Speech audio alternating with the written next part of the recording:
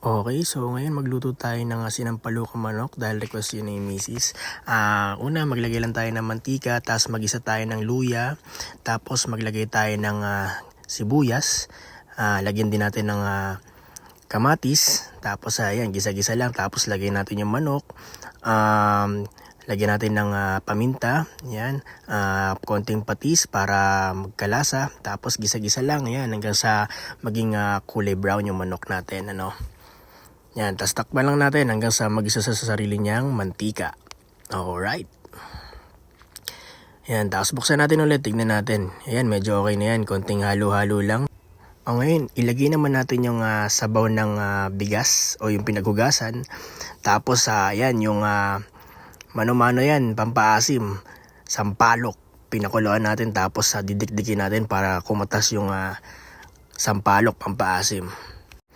Tapos ayan, lagay lang natin yung usbong ng sampalok, pampaasim din yan, konting halo-halo. Ayan, tapos takpan natin ulit, no?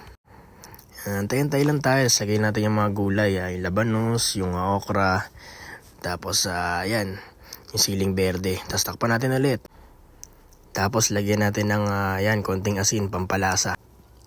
Yan, okay na yan. Tapos lagyan natin yung iba pang mga dahon-dahon yan. Medyo madami tayong maglagay ng dahon kasi dati tayong kambing eh.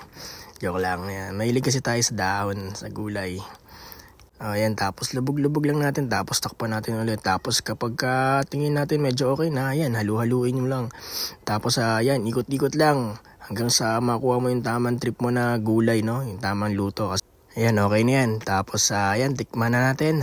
Lagyan natin ng patis sa sili, syempre, pampasarap lalo yan. Ayan, okay, tapos tikiman na. Alright, sira ang diet.